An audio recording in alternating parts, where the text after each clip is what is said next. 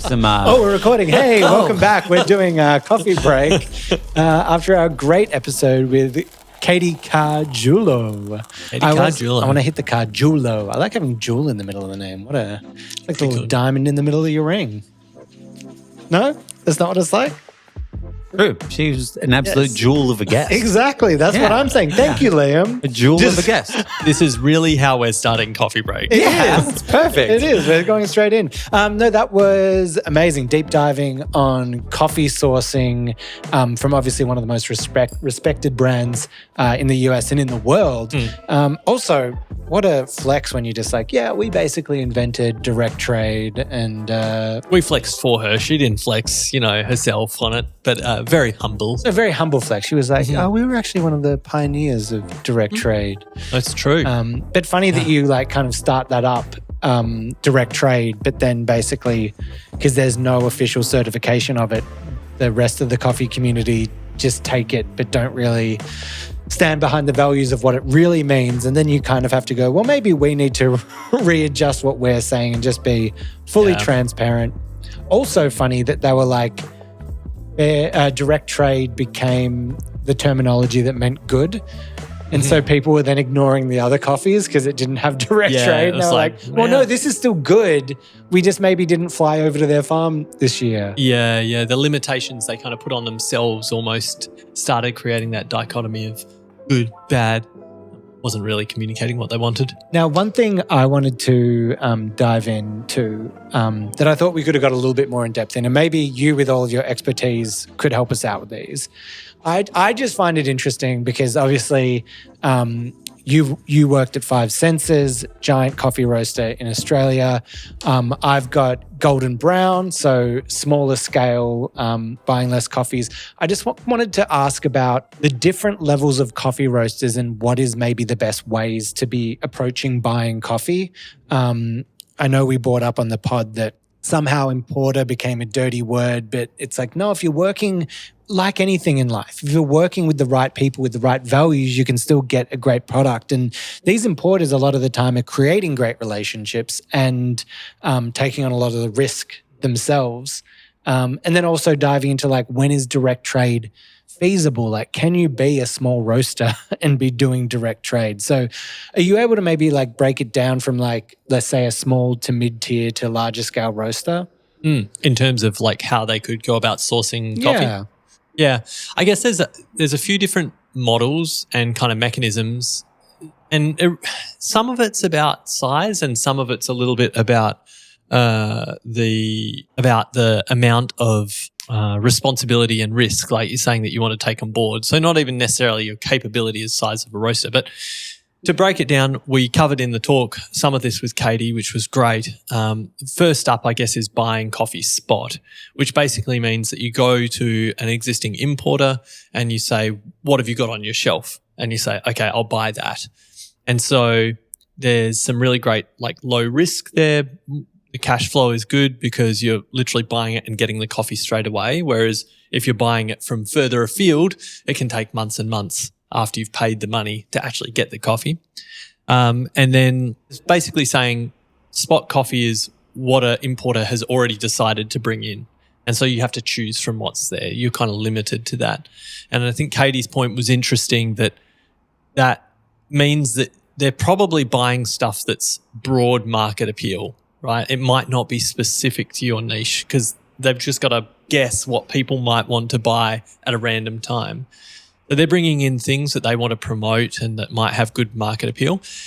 Generally, it'll be for smaller quantity lots. It used to be probably for larger lots, and maybe it's a bit different in different regions around the world, but most importers now are kind of only holding stock of smaller micro lots or at least smaller volumes of coffee because it's really expensive without any guarantee someone's going to buy it.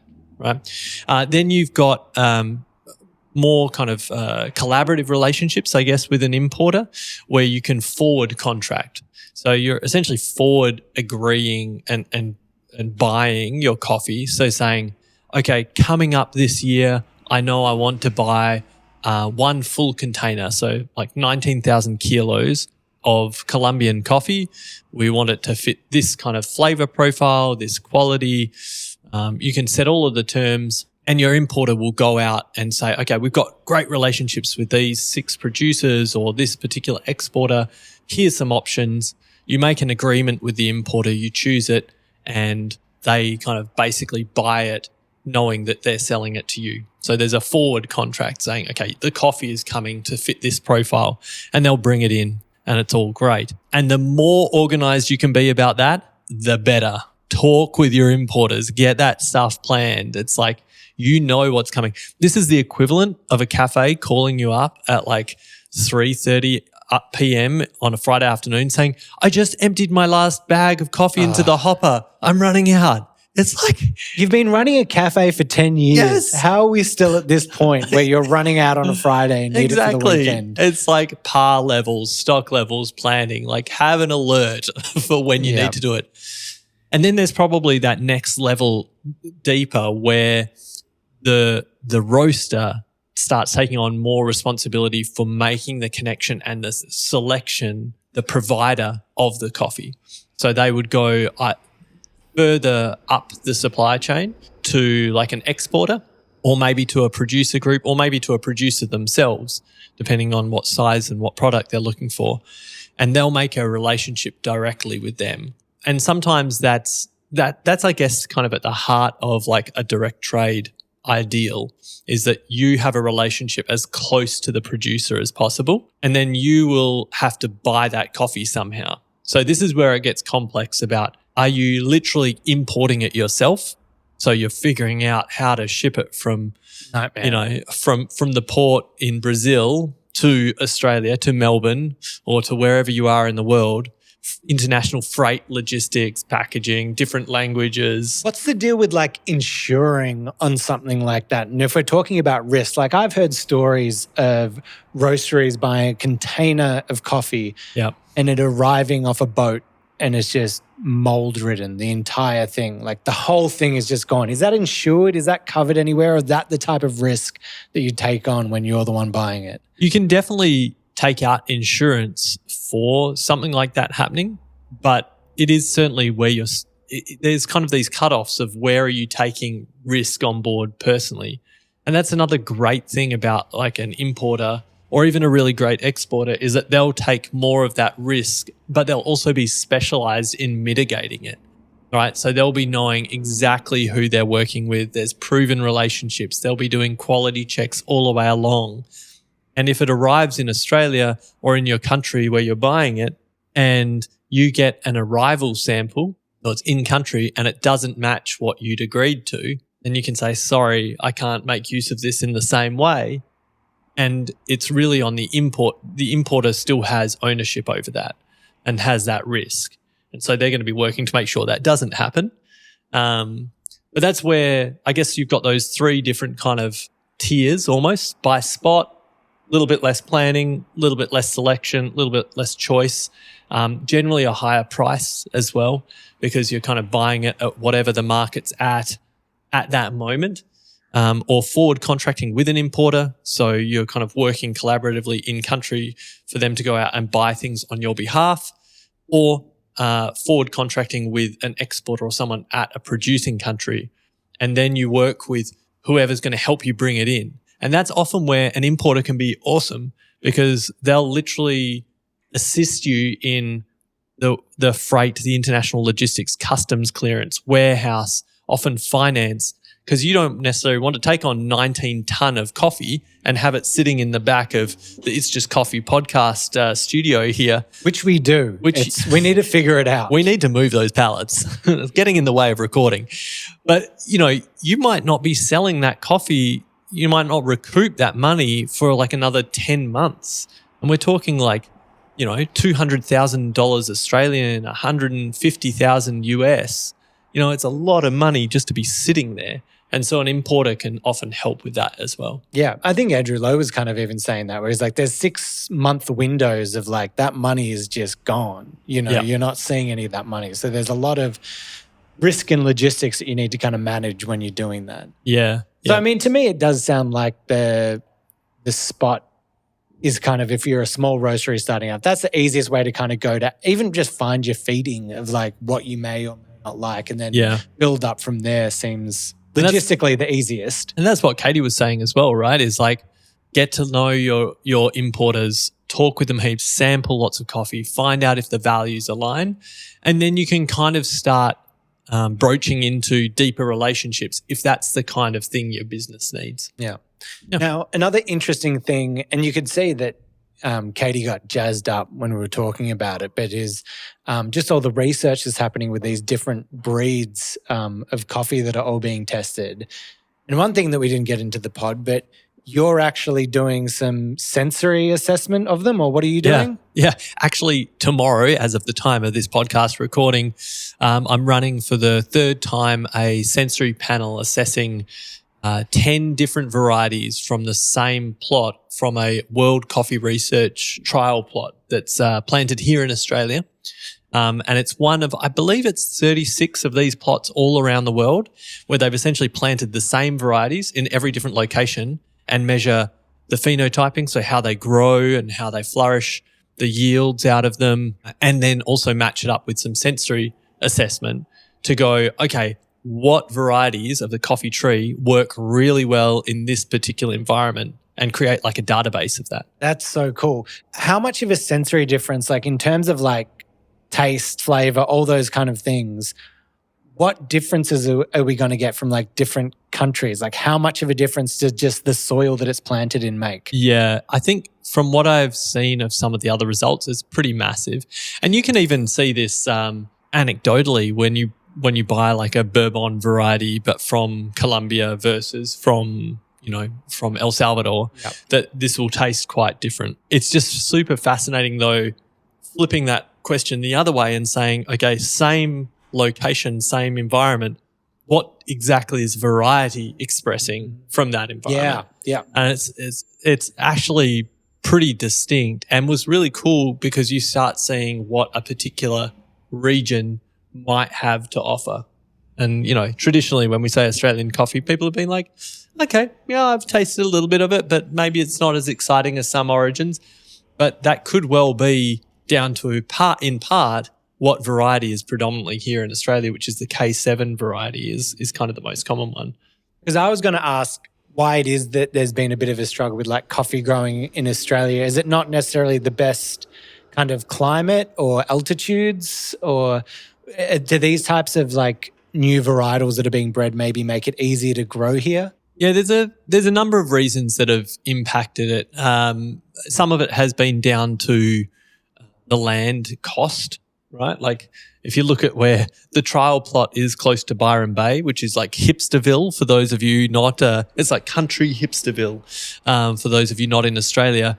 But it's like to have a coffee farm there, it's really expensive to have the land kind of to spread out on. Labour costs obviously are super high. We can actually grow the coffee tree quite well here. But again, we've got these limitations. There's a lot of machine harvesting as well because, again, labour costs are high. So, but that's part of this research, is to look at how you could make a niche a little bit more accessible. And this is the same in different producing countries that are having challenges with land costs, labour costs as well. Such a cool project, but they're like, it's like a decade-long task, if not longer, to actually get the real kind of results of what's going to happen. But it's cool that someone's doing it, and you hope that it continues on and is able to, see its full potential. Yeah, and the thing that got me vibed up as well was the same as Katie's kind of comment about how when we all come together as an industry and a community, we can really make some pretty impactful investments in these areas that are like pre-competitive, or they're not about us competing, but we got to, like, as you said, make the pie bigger, right? Yeah. Now, I had a question with the hot take that kind of came in from Katie, where she was talking about it shouldn't just be a number, like specialty coffee shouldn't just be judged on a number like 86, that it needs to come down to all the other elements like the farmer, the tasting notes, all those kind of things. Yep. Am I an idiot? Isn't it already that? It's not just a number. You still get what the tasting notes are going to be and where it comes from and all those elements. Yeah, I feel like Katie might have been pushing my buttons a little bit, but fair call. Yeah, look, it's always been more than kind of a number. Like if you're ever buying or selling coffee, if all you're doing is talking about the final total score, it's a really narrow window that honestly doesn't communicate too much. It isn't that useful. So yeah, there's definitely a lot of description of unpacking that number. How did you get to it? In terms of flavor descriptors. But she is correct. I think that what she was getting at is that there is like a little tendency in parts of the industry to really just fall back on that and kind of, it's not necessarily a laziness, but it's like a shorthand that we kind of get in the loop of just saying, oh yeah, that's an 84.5. Oh yeah, it's an 87, and not doing the work to really explain the value of it. Or to actually go through the process of going, well, why is it that? Is it the acidity? Is it the flavor complexity? Is it the body? How did it get? It's lazy. It's kind of lazy. It's lazy. Well, I mean, or is it efficient? No. As in like the switch up of that being like having those options. I was thinking that from like let's say going back to that wine idea. But like if you're running into a place, you're like, I do want to get like a really good bottle, but I don't have the knowledge or the understanding or whatever. And it's like, okay, at least I know there's like kind of a quality guarantee to it to a degree. But I think you use both parts, right? Yeah. Like you use, and I think that's where the number you can be like, I want something higher quality. So I know that this is scored well. But within that, I want something that is full-bodied, whatever your descriptors are then of what you want. Yeah. I think if you're just someone that maybe shouldn't be in coffee, if your turnaround is, I want a 90. I don't care what it tastes like. I want a 90. Yeah. That doesn't really make a lot of sense. I mean, it is true though. It gives you like a quicker reference, right? Yeah. To find the stuff you want. That's what I would go to if I was getting you a coffee. I'd be like, it's the best. Both of you. I'd be like, just give me a 90. They're like, what flavor? I'm like, something weird. Something weird and funky. Nah, if I was picking for Ben, I'd be like, give me some wild co-fermented, give me co-fermented and Vegemite. You bastard. Yeah, well, I know what you like. Yeah. We just go together like that. Now, let's run into a little bit of news.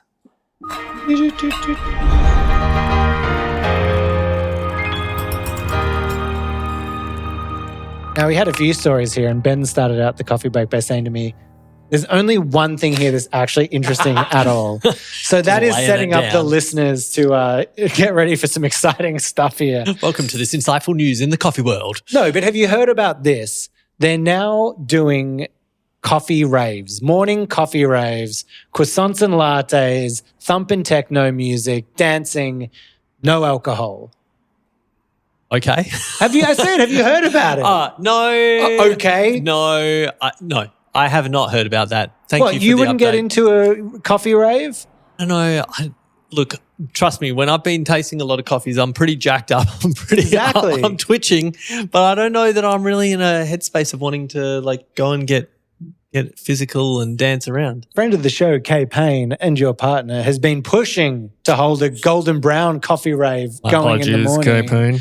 And the funny part is it always talks about like, Gen Z wanting to be more active, no alcohol, like blah, blah, blah. And a lot of them are like this. It's kind of like a run club. It's like Gen Z Zumba is what a coffee rave is. It's Gen Z Zumba. But the funny thing is Katie's like, I've gone to a few of these coffee raves that are kind of pitched as the alcohol-free zone. But most of the time, it's just people that are gacked from the night before just going the whole way through. So rocking up to a 10 a.m. coffee rave and there are people that have just been up for 24 hours straight like, Party continues. Just take a few shots of espressos. Yeah, I need some espressos. Let's keep this party going. Anyway, if everyone wants to know, Ben loves coffee raves. Yeah, he's going to be hosting his own. Come along. Surely you must have been a raver back in the day. Hey, some people have seen me on the dance floor before. They know what's Have you got happening. any moves for us lined up? Can we see what's a go-to Ben It's not safe for camera. It's not safe for camera. Come on. And in other coffee news that's actually coffee related, another San Francisco coffee company has taken the cheddar and sold again. Philz Coffee of San Francisco has just sold to Freeman Spogley & Co. Private what a equity name. firm. Yep. For 145 million buckaroonies. Ooh. That is a solid chunk of change. I mean, it's no Blue Bottle selling to Nestle, which is another example of a company just getting those big dollars. But that's still a large chunk of change. Yeah, it's pretty massive. And Philz, you lived in San Francisco. Philz is an icon not only of that scene, but of, I'd say, like the whole West Coast United States scene. So yeah, it'll be interesting to see what this means. Obviously, there's some info in the news about it not being great for some of the employees who hold stock options there, just getting wiped out. Yeah, how does that even legally happen? That is wild when you're like a sale like that happens and you just lose all your stock options. You're like, what have I been doing for the last 20 years? Yeah. They saw that there was actually like a little bit of maybe something bad was happening when the Mission District Philz, which I believe was the first Philz that opened, which I lived on the same block as, last year or something, they were like, we will not be renewing the lease of this Philz, and they shut it down. They didn't renew the lease. The owner of Philz Coffee owned the property. So you know something dodgy is happening when the owner of the company is like, I'm not renewing the lease. And they're like, I'm out. On this I'm shop. out. You're like, something bad is happening. But I mean, you always look about integrity, but 145 million buckaroonies is pretty hard to walk past. Yeah, it's a huge thing. It's interesting though because the shift in the market, probably about 10 years ago, there was a real influx of private equity and investor funds buying into specialty coffee brands. As you said, Blue Bottle. There was a lot of investment in like Stumptown, a little bit in Intelligentsia. Some of these big iconic brands, and internationally, even here in Australia with like Campos and Toby's Estate, kind of had outside kind of investment come in. And then there started to be this shift where some of those firms were actually divesting out of coffee. And so I think there's this kind of interesting wave of coffee is super appealing. It's a kind of a subculture piece. It's very accessible, but maybe actually doesn't have the profitability that some of these equity firms are looking at. Well, Coca-Cola bought into, what is it, Costa Coffee? And that the sales are just declining. They're like, maybe we shouldn't have spent billions of dollars buying into this company. Yeah.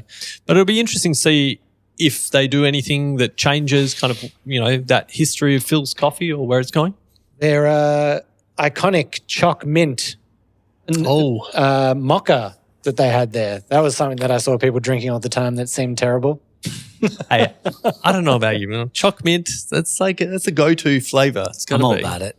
In coffee, though, I don't know if mint and coffee is something that really tickles my fancy. In a beverage or ice cream. Yeah. At this point, you're not tasting any of the coffee. Yep. Oh, boysenberry. No, choc chip ice cream. Mint chip ice cream is for babies. It is for babies. You boysenberry. Let's boysenberry. Absolutely. Sonam, get over here. We've just had business partner come in. Sonam, come here. What are your thoughts? This is a guy that knows something about flavor. What are your thoughts on choc mint ice cream?